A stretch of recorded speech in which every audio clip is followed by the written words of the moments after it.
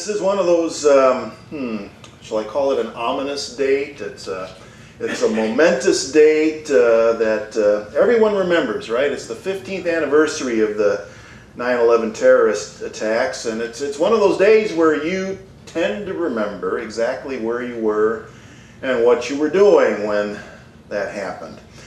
Karen and I, we were living in St. Charles, Illinois. That's about 50 miles west of Chicago, and we were out early for our morning walk with our dog Sonia at that time. And even though we were 50 miles from Chicago, we lived right in the path of eastbound air traffic that was heading into O'Hare. In fact, anybody who lives in a 50-mile radius of the city of Chicago is in some part of O'Hare's flight path. There are always aircraft in the air. And that morning, as we were starting to head back home, I noticed how quiet it was. There was no air traffic, and that was very strange. And then at one point, this airliner comes in so low that I swear I could see the passengers' heads in the window. And they must have been diverting it to one of the other local airports or something like that. Didn't know it at the time, but I thought how strange it was for something that big to be that low in our neighborhood 50 miles away from the airport. It was so strange, it gave me the creeps, really. And it wasn't until we finally got home and we had turned on the news and we heard what happened, and of course then the rest of the day kind of unfolds in slow motion, as I recall it.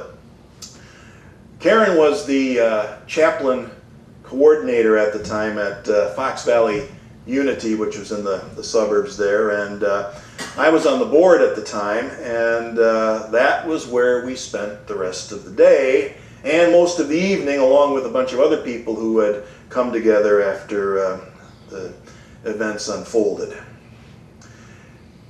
Whatever sense of security that people had before that was shattered. The world was changed in an instant, and people were going to wake up to a new reality after that day. And of course, the thing that really bothered me the day after September 11th was hearing what some of the so-called TV preachers were talking about. Took the opportunity to tell us that God had caused those events to punish us for, and then you could read the laundry list, ACLU, Planned Parenthood, gay pride, whatever it is they happen to object to. This was God's punishment for those kind of things. God was sending a sign, a message, a way to make us repent or change our ways. And there are plenty of people out there who believe that that's the way the world operates, that that's the way God operates. And I have a term for that kind of theology. I call it mafia theology. Remember The Sopranos on TV? Remember the old protection racket? Guys like this, they walk into your store or your place of business and they say, hey, that's a real nice looking country you got there. It'd be a shame if something was to happen to it, right? And if you agree to go along with the program, do what they say, pay a reasonable monthly fee or whatever, well, nothing is going to happen. But if you fail to pay, well, you never know. Something really bad might happen. That's what I mean by mafia theology. We treat God as though God is operating a protection racket. That's what those TV preachers were talking about. Now, as I said, people choose to believe that, and they tend to be immune from facts and evidence, which means that we're not out to try to convert them. That's probably not going to work, but at the same time, we can't support them in that belief either, because it runs contrary to everything that we teach about God and unity. You know, we have these 5 basic principles, right? And the first principle goes like this. God is the name that we give to the source and essence of all that is. Very simple. God is the name that we give to the source and essence of all that is. There is no other enduring power. No other enduring power means no devil, no demons, no Satan. Those were human inventions that were designed to try to let God off the hook. If you don't believe in mafia theology, well then you got to find a way to let God off the hook for the bad things that people do in the world. And so you blame the devil. You blame Satan. Well, we don't have that. We don't have that myth in unity. It was a myth that people started to take literally. And it wasn't Satan who flew those airliners on 9/11. Those were deranged religious fanatics who were responsible. Religious fanatics who believed their own myths, literally. Most of what we call evil is the result of human conduct. It's the result of our version of free will. Now, that kind of evil we can change. We can change it not by declaring war on it, but by changing the way we think. Religious terrorists, though, they present a real challenge because they refuse to even consider changing the way they think. And the reason they do what they do is because they are convinced to the deepest part of their being that they are doing God's will, based on whatever myth it is that they're following literally. And it's not just religion that's at fault. Pol Pot, the Khmer Rouge, Stalin, they were atheists, and between them they killed millions. The one thing they had in common was a political ideology that was immune to facts and evidence. They had an ideology that was non-rational, just like much of religion is based on an ideology that is non-rational and is immune to facts and evidence. So we can defend ourselves. We can destroy the terrorists. We can destroy them physically, but until there's a change at the level of consciousness, others are just going to keep coming along to fill their place. Which is why we have to stay focused on principle. We have to talk it. We have to embed it in consciousness, and we have to live it.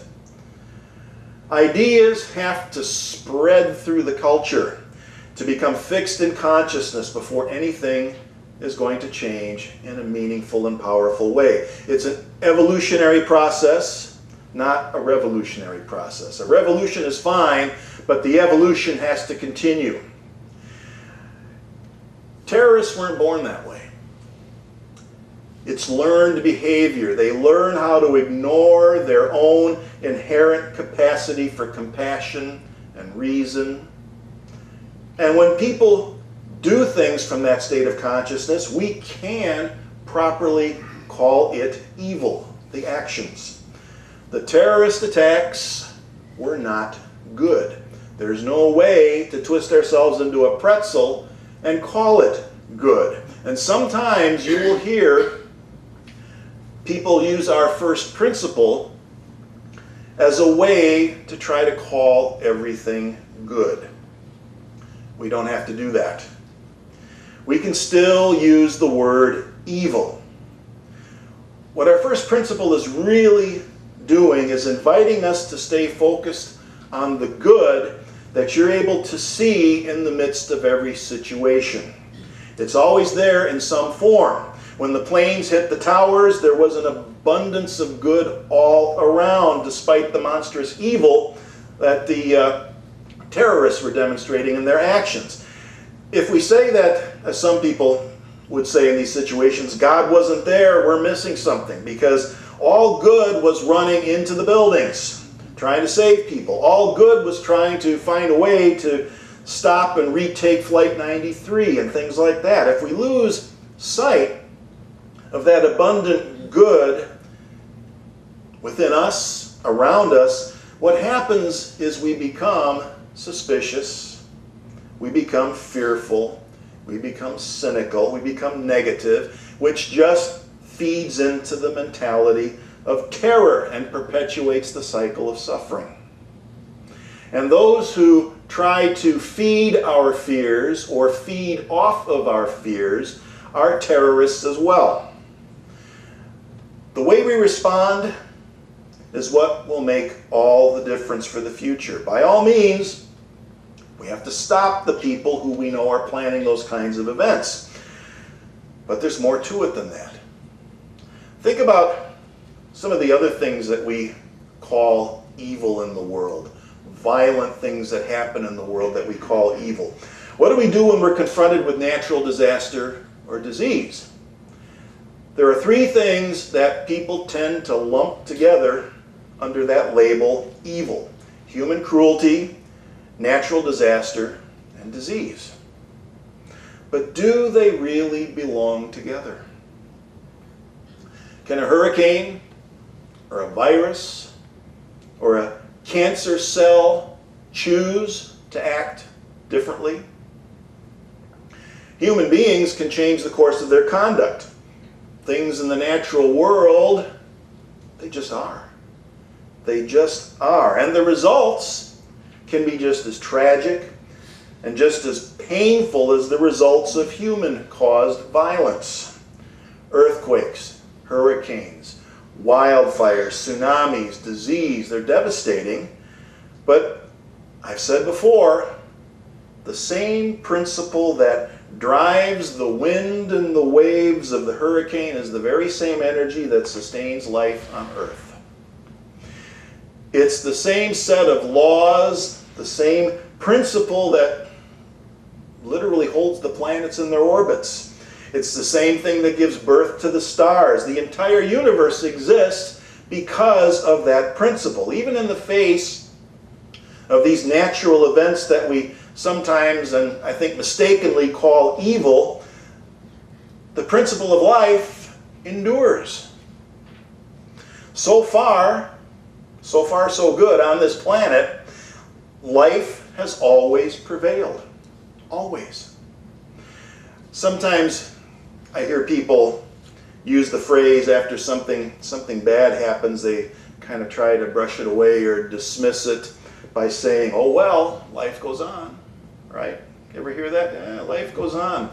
And they say it in a way that sounds kind of cold and uncaring. It's sort of like a platitude that we use designed to sort of brush away our discomfort in a situation.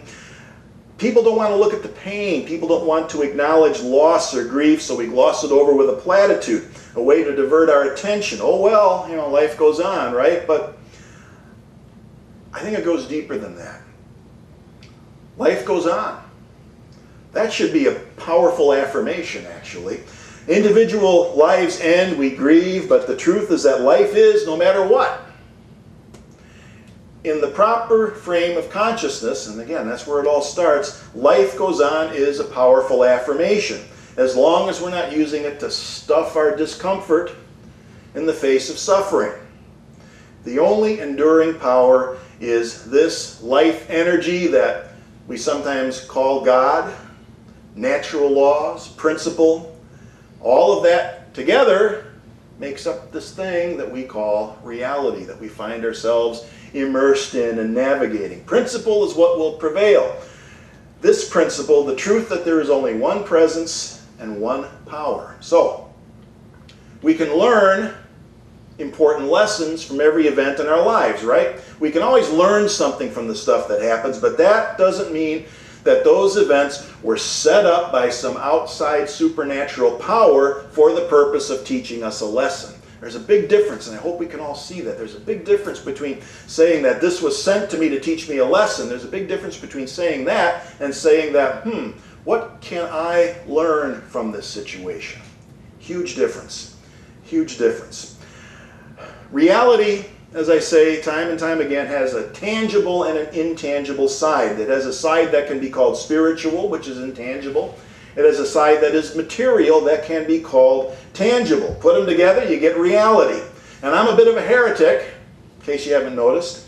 I'm a bit of a heretic because I don't think you could put one above the other, or say that one is more important or more real than the other. I am not a spiritual being having a human experience. I am not a spiritual being having a human experience, because that suggests that my humanity, the tangible material side, is somehow secondary, less than, or inferior. No, I am a human and spiritual being having an experience of reality. The real task we face from a spiritual standpoint is discerning how to live in right relation with reality. All of it. All of it. Denying the existence of evil, trying to call everything good, doesn't work. Denying the reality of matter doesn't work. A few years ago, I was at a workshop given by someone who I won't name, but this person had us repeat an affirmation. And the affirmation said, "I am superior to matter." And I remember thinking, what the heck does that mean? And I was getting kind of snarky in consciousness, and I thought, maybe you want to try saying that as you step out in front of a speeding truck and see how superior you are to the matter that makes up that truck.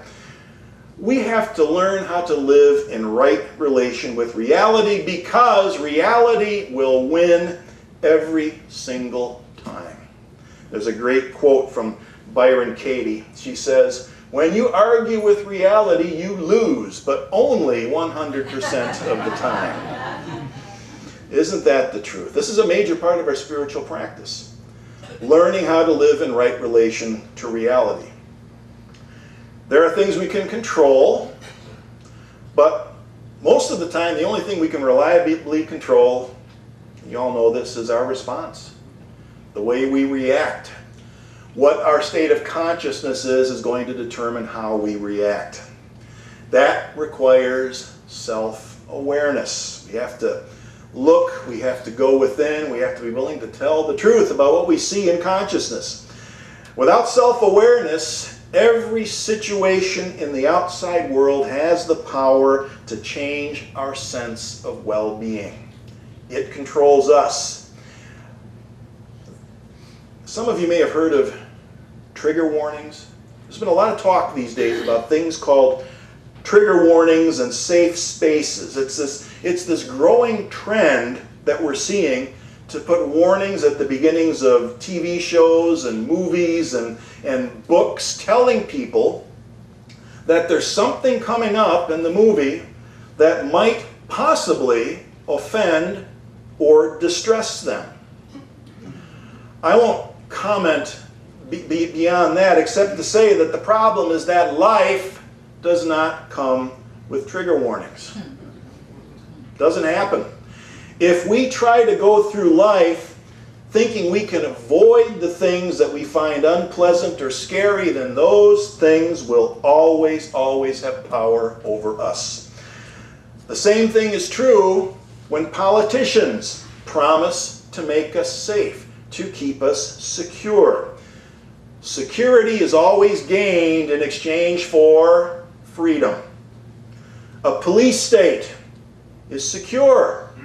Plenty of law and order to go around in a police state, but who wants to live there? Those are the kind of places where they have to build walls to keep people in. Very secure and very damaging to the human spirit. I love what Alan Watts has to say about this. Many years ago, he's a well-known Buddhist teacher. He said this about our quest for security. He said, "The desire for security and the feeling of insecurity are the same thing. To hold your breath is to lose your breath. A society based on the quest for security is nothing but a breath retention contest in which everyone is as taut as a drum and purple as a beet." Seen any of those purple people lately? Seeking security, trying to avoid the things that scare us, are not good ways to develop life skills. The best way to handle those things, as we say in unity, is to know and affirm the truth of our being. The world of appearances is very real. The things that we see, the world out there, can sometimes cause great harm, but there's more to it than that.